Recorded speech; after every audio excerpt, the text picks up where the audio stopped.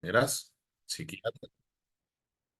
Buenas tardes, yo soy el doctor Argañarás, soy psiquiatra del Hospital de Clínica, del equipo de Brusco, de Ignacio Brusco. Hoy vamos a hablar un poco de lo que es alimentación y Alzheimer.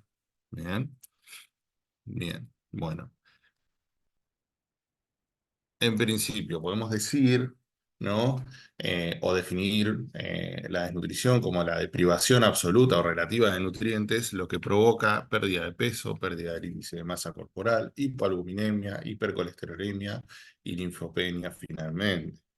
Bien. Sabemos que la desnutrición es uno de los síndromes geriátricos cuya presencia aumenta tanto la morbi como la mortalidad. Bien. A la vez que tratamos la desnutrición, habrá que intervenir sobre la etiología y en este caso la demencia avanzada. Bien.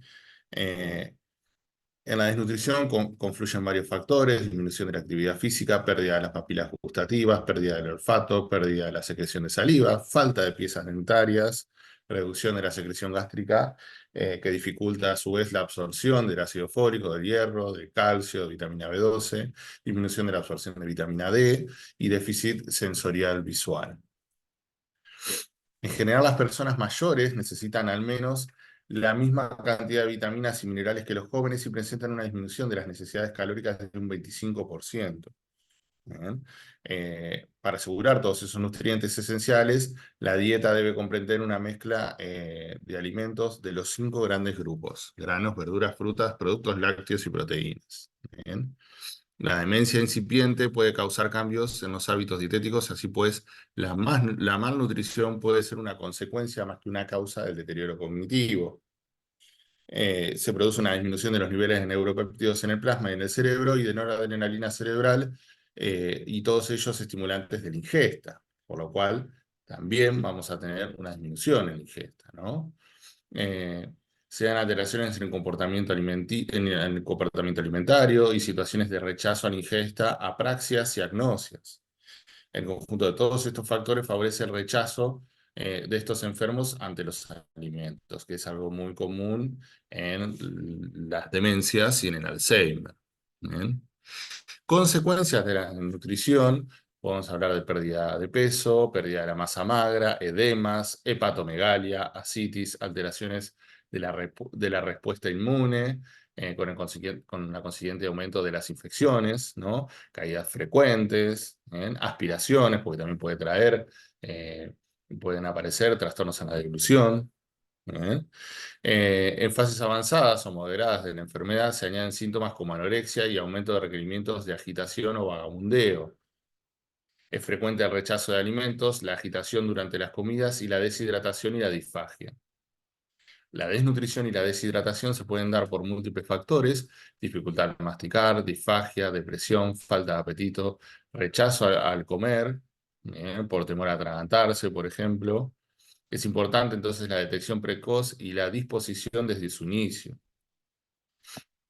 La pérdida de peso en pacientes con demencia eh, puede estar atribuida también a atrofia del bulbo olfatorio, pérdida de papilas gustativas, disminución de la salivación.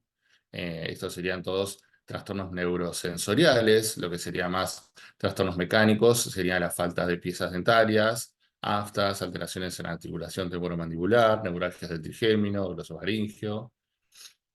Y causas de pérdida de peso en pacientes con demencias, de funciones de origen neurológico, lesiones corticales, pérdida de memoria, apraxias, etc. Bien. También puede aparecer disfagia orofaringia y trastornos de la conducta alimentaria, especialmente si hay alteración del lóbulo frontal, ¿bien? Asociado a distimia o agitación psicomotora, o fármacos sedantes y demás. También, además de la desnutrición, podemos hablar de lo que es la deshidratación, que en el anciano la deshidratación es muy prevalente debido en gran parte a la disminución del aporte de líquidos.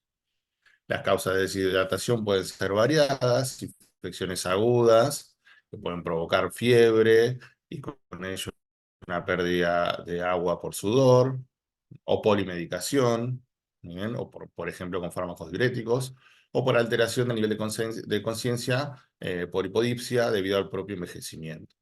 ¿Eh? La clínica puede ser desde cansancio, astenia calambres musculares, mareo, sed y hasta letargia y confusión. Los signos de deshidratación que tendremos que explorar en todo enfermo con demencia avanzada son varios: disminución de la turgencia de la piel, el signo de pliegue, sequedad de mucosas, disminución de la sudoración, taquicardia, hipotensión, oliguria, es muy importante. Respecto a las vías de alimentación, a medida que avanza la enfermedad de Alzheimer, van haciéndose cada vez más manifiestas las dificultades en los procesos de alimentación. El empleo de sondas de alimentación en enfermos con dificultades, perdón, para deglutir tiene una actualidad que un tanto controvertida. Si bien hay defensores que dan soporte al hecho de que de que su empleo aumenta la supervivencia, hay también detractores que afirman que no aumentaría la supervivencia ni evitaría las complicaciones. En cuanto a los beneficios de la gastrostomía, pocos pacientes presentan mejorías evidentes, y para describir resultados se necesitaría de un mayor número de pacientes con supervivencia a largo plazo. Existe una muy baja incidencia de enfermos con nutrición enteral. Sin embargo, se cree que esto se debe más a una falta de información y de ofrecimiento por parte de los profesionales sanitarios que a una toma de decisiones consciente y planificada. Lo que serían las orientaciones generales, tenemos que tener en cuenta ofrecer siempre alimentos variados, tratar de que esto de las cinco, eh, de esto que habíamos visto antes de los granos y demás, ¿bien?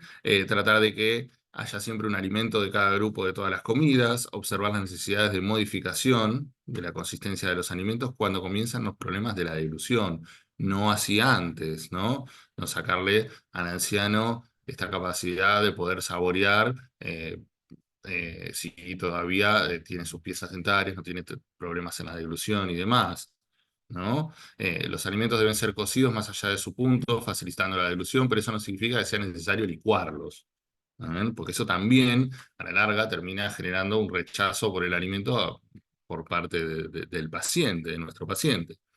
Evitar la utilización de diferentes alimentos licuados, pues pierden el sabor y no ayudan a ejercitar la memoria de aquel alimento que un día supo ser sabroso.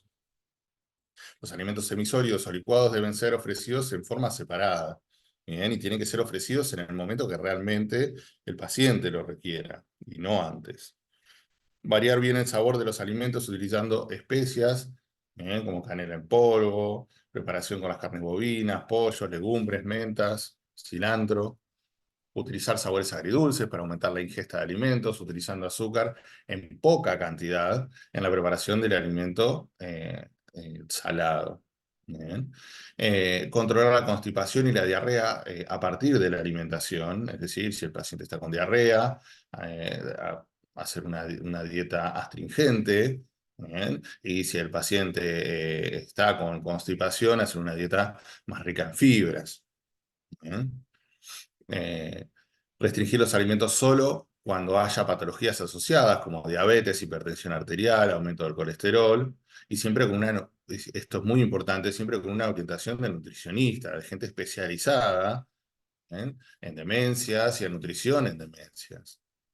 Monitorear siempre el peso para que sea posible hacer intervenciones precoces. ¿Bien? Eso es muy importante, ir pesando al paciente, ¿bien? Siempre con alguien que esté especializado, que esté trabajando con esto. Después podemos hablar de la disfagia y de la adecuación de la alimentación. ¿Bien? En la demencia tipo Alzheimer, la disfagia aparece generalmente a medida que progresa la enfermedad. Eh, Algunos datos obtenidos a partir de estudios realizados en demencias avanzadas reflejan una incidencia de disfagia a líquidos del 82% y a sólidos del 36%. Eh, la alimentación básica adaptada es la modificación de los alimentos para que puedan ser ingeridos por personas con dificultades en la mastigación o en la deglución, que es lo que estamos hablando de disfagia. Bien. Y después podemos hablar también de la alimentación según los distintos periodos de Alzheimer.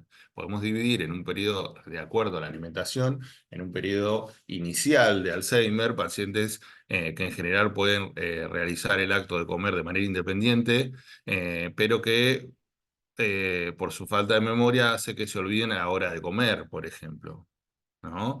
Por lo que no logran realizar o terminar todas las comidas diarias. Quizás eh, ahí va a estar más, eh, nuestro rol va a estar más, además de la dieta, del tipo de dieta, pero va a estar más adecuado a organizar a ese paciente, a que haga las 4 comidas, a que duerma bien también, ¿no? Pero no tanto a asistirlo en la alimentación, simplemente quizás más a supervisar, ¿bien? Se debe fomentar la autonomía del paciente, pidiendo incluso ayuda para la elaboración del menú, montaje de mesa, etcétera, siempre y cuando el paciente lo pueda hacer. Estamos hablando de un inicio, ¿bien?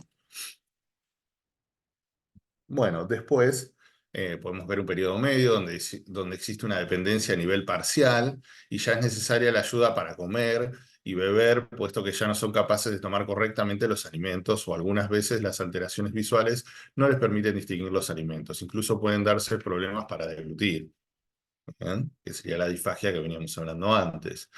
Se reduce la aparición de sabores y olores, lo que junto con la sequedad de boca hace que los pacientes rechacen los alimentos. Y después tenemos un periodo más grave aún, que en este caso la dependencia respecto a la alimentación ya es completa, se acentúa la dificultad para ingerir alimentos sólidos o líquidos y los pacientes corren el riesgo de atragantarse, ¿bien? Un nuevo elemento que se añade para aumentar su rechazo a la comida. ¿Bien? Además, el aparato digestivo puede funcionar más lentamente, provocando estreñimiento. Por último, tenemos en estos periodos, según la alimentación, tenemos un periodo final. ¿Bien? En estos casos, cuando la demencia es muy, muy grave, son numerosos los impedimentos para garantizar una hidratación y una alimentación adecuada, y es recomendable que en este tipo de pacientes con demencia terminal obtengan medidas paliativas para mejorar su bienestar y su calidad de vida en la medida de lo posible. ¿Bien? Esto es importante. ¿Bien? Buscar siempre la calidad de vida del paciente, sobre todo en un periodo terminal. ¿Bien? Se hace indispensable el acompañamiento tanto del paciente como de su familia y en todos los momentos, oportunos, psicólogos sociales y sobre todo de duelo. ¿Bien? La nutrición en este caso ha de ser garantizada y monitoreada por un equipo profesional y especializado que interactúa con la familia del paciente. ¿Bien? Bueno, acá hay un dibujito que nos dice mucho más de lo que veníamos hablando: periodo inicial, periodo medio, periodo grave y final, bien, con la independencia o la dependencia parcial o total eh, por el paciente para su alimentación. Bien. Ahora vamos a los que son los alimentos aconsejados y los que no están aconsejados en lo que es el Alzheimer. Y con esto podemos hacer un apartado y saber que este tipo de alimentación no solo sirve, si bien hoy la clase o el tema es de la alimentación en pacientes con Alzheimer o en pacientes con demencias, podemos también ir un poco hacer un poco más grande todo esto, ir un poco más hacia atrás, hacia la prevención y saber que estos mismos alimentos también nos sirven para prevenir como un factor neuroprotector, ¿bien? Eh, y que no produce tanta inflamación, ¿bien? Que es característico también de esta patología.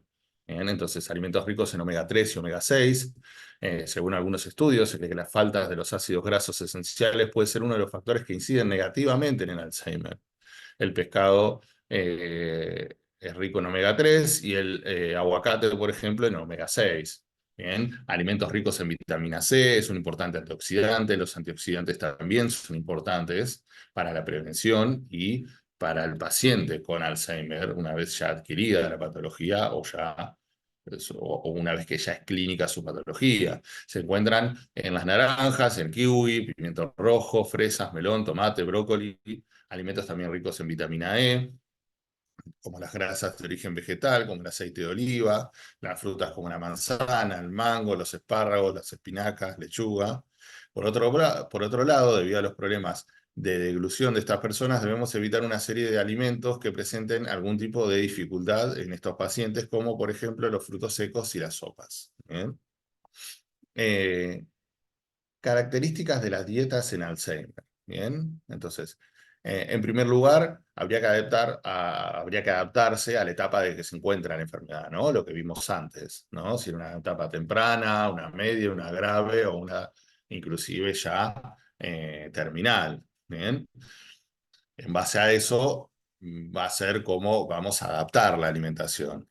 Bien, los alimentos aportarán la cantidad de nutrientes y energías que necesite la paciente. Por eso es importante siempre tener eh, un especialista en nutrición y en este tipo de cuadros, o un médico especialista o un nutricionista, eh, que pueda dirigir estos procesos, ¿bien? Que pueda acompañar y también ayudarnos a ver qué es lo que hay que elegir, qué dieta hacer, ¿bien? Eh, Volviendo a las características de las dietas en Alzheimer, podemos decir que se aporta fibra a la dieta para evitar ese estreñimiento que tanto hablábamos, a través de las frutas, las verduras de hojas verdes, los cereales integrales, etcétera.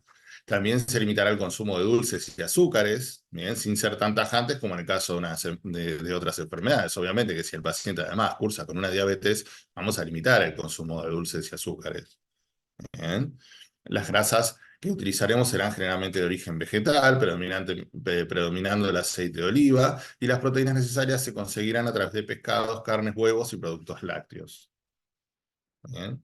Teniendo en cuenta el número cada vez mayor de personas con riesgo de desarrollar enfermedad de Alzheimer en las próximas décadas, bien, y va aumentando a medida que van pasando las décadas, es crucial encontrar formas efectivas para prevenir y o mejorar el desarrollo de la progresión de estas enfermedades. Bien. Entonces, la dieta, en efecto, parece ser uno de los factores modificables que más o que más importancia o que más influyen en el riesgo de padecer Alzheimer. Y dentro de las dietas hay distintas, la DASH, la MIND, ¿bien? La mediterránea, ¿bien? Y tienen una mayor o menor eficacia, en realidad una mayor eficacia debido a sus beneficios, a sus beneficios neuroprotectores, ¿bien? O lo que se hace, o una de las que se suele hacer, es la dieta mediterránea combinada con la DASH, ¿bien? Entonces, se destacan tres dietas como función protectora para el Alzheimer. La dieta mediterránea, bien, que consiste en verduras, frutas, legumbres, aceite de oliva, cereales integrales. La dieta DASH, eh, que es una dieta baja en sodio, ¿bien? Para frenar la hipertensión, ¿bien? Una dieta baja en sodio y en grasas, se consumen cereales, frutas, lácteos, verduras, legumbres, una ingesta limitada de pollo, de pescados y dulces, y carnes rojas, ¿bien? Y la dieta MIND, mediterránea y DASH, ¿bien? Que es para retrasar o tratar de retrasar, bien, el proceso neurodegenerativo, bien, porque ya que tiene esto que decíamos antes, un papel neuroprotector. Bueno, la principal referencia actual es este tipo de dietas, es una mezcla de las dos anteriores, de la DASH y de la mediterránea, y se incrementa la ingesta de verduras y se reduce el consumo de las grasas saturadas de origen animal. Se consumen verduras, legumbres, pescados, pollos, cereales integrales y aceite de oliva. Bien, acá tenemos otro dibujito. Bien, los hábitos alimenticios de las personas pueden repercutir entonces de modo importante en la prevención y el desarrollo de la enfermedad de Alzheimer. Bien.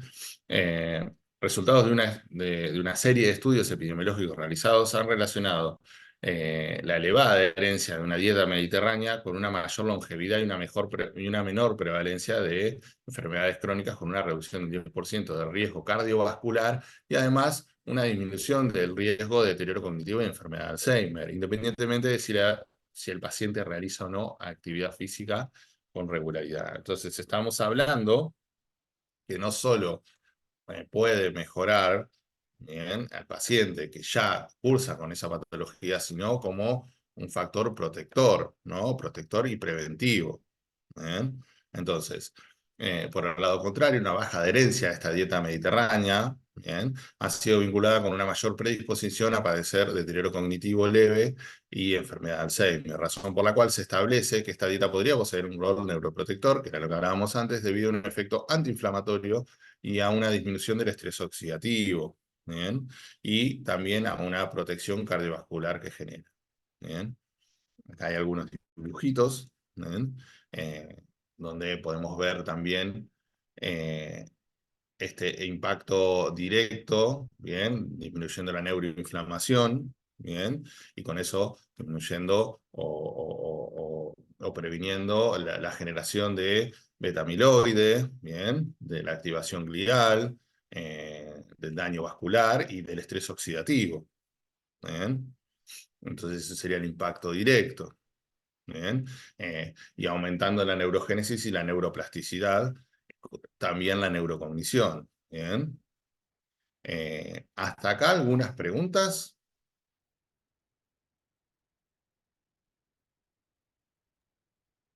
Hola, Carlos. Ahí en el chat hay preguntas. Bien.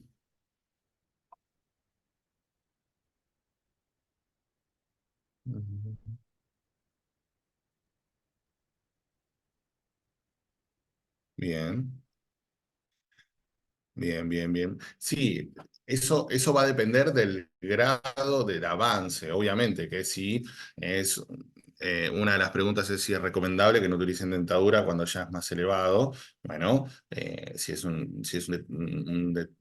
demencia, un Alzheimer, ya esto que hablábamos antes, más, más grave, ¿no? Con trastornos en la deglución y demás. La verdad que sí, que lo recomendable es, en ese caso, ver qué trastornos de deglución tienen. Por eso hablábamos siempre al principio de hacerlo ver por nutrición, hacerlo ver, eh, hacerle una videodeglución si es que necesita y demás, y empezar a ver, bueno, qué problemas puede tener en ese punto, y a partir de ahí, qué tipo de alimentación debe requerir. Quizás requiere líquidos con espesante. Acuérdense que habíamos hablado que en los grados más avanzados, había una disfagia que era un 82% más en líquidos, ¿bien? O por lo menos que era mucho mayor o más primariamente en líquidos, ¿bien? Entonces sí, todo se va adecuando al paciente, ¿bien?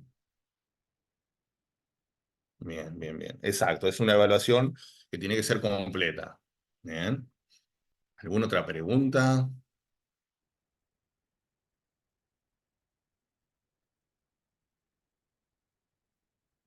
Ustedes siempre para evaluar al paciente, obviamente no lo van a hacer ustedes solos, no sé si son familiares, si hay algún acompañante, si son cuidadores, siempre tienen que apoyarse. Es muy importante saber y contar con un equipo que esté atrás, no solo el médico que le va a dar la medicación y demás, sino también empezar a contar con un equipo, ¿no? Por ejemplo, psicólogos, ¿no? Que orienten a la familia o el poder delegar las cosas que quizás ustedes no tienen por qué saberlas y no tienen por qué aprenderlas o tenerlas de antemano. Entonces, siempre es importante contar con un equipo, siempre es importante buscar especialistas. Bien, esta cuestión de ir viendo, bueno, cómo está el paciente, si puede comer solo, si no puede comer solo, si empieza a toser. Hay muchas eh, es muy, muy común las neumonías aspirativas. El paciente termina hospitalizado, ¿no? Con una sonda porque se aspiró, porque comió y empezó a toser, entonces se enterró bien, bien, que esté bien despierto. Hay un montón de cuestiones que uno tiene que tener en cuenta. Bien, pero para eso, si ustedes son familiares y no tienen nada que ver con la rama de la medicina o de la enfermería o no tienen por qué saber todas estas cosas. Entonces siempre es importante preguntar todo esto, asesorarse, bien, buscar gente idónea, bien, y por eso toda esta cuestión de la nutrición, de un nutricionista, de un especialista que vea todas estas cuestiones. ¿Tienen alguna otra pregunta? Fue muy rápido.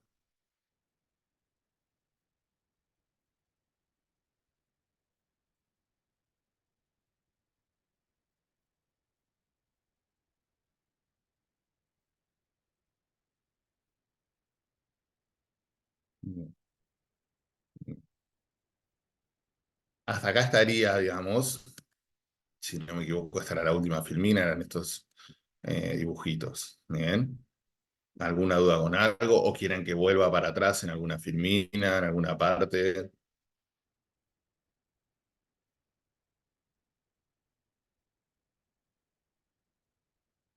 Mm,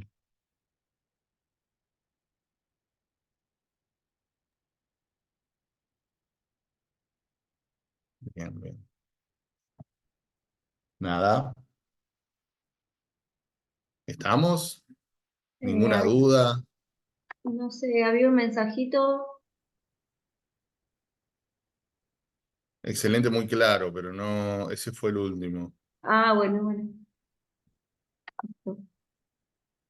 Bien. Pueden, perfecto, pueden googlear también, pueden buscar, hay un montón de artículos de todo lo que es dieta mediterránea, bien, y prevención del Alzheimer, y dieta mediterránea, o sea, una buena dieta en el paciente que ya cursa con esta patología, es muy, muy importante. Parecen cosas simples, ¿no? Porque quizás no estamos hablando de un fármaco con esa cuestión de que el fármaco que nos va a salvar o que va, ¿no?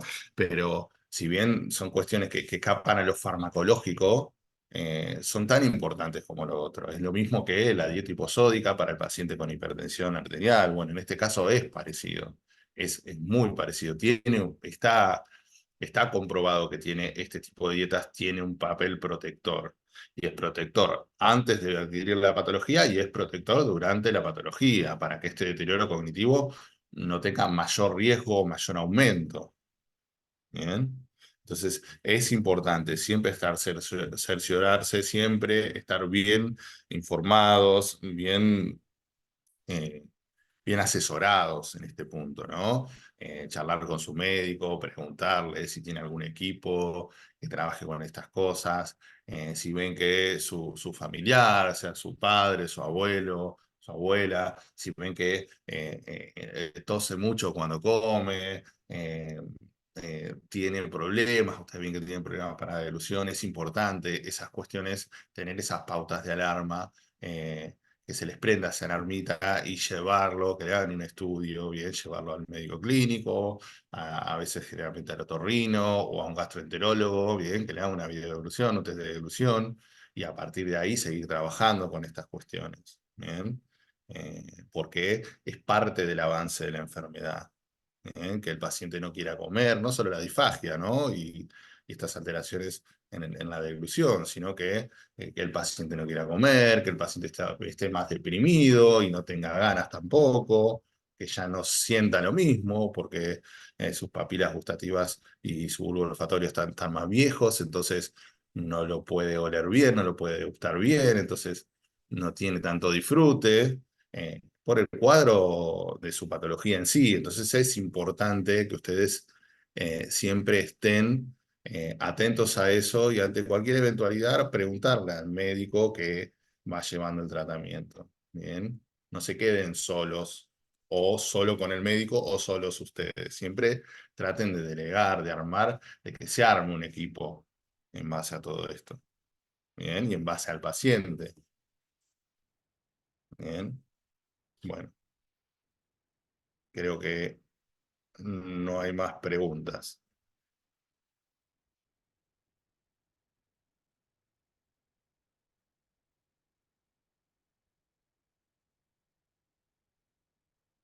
Bueno, eh, si no tiene ninguna otra pregunta, vamos a dar por finalizada, bien, la charla de hoy.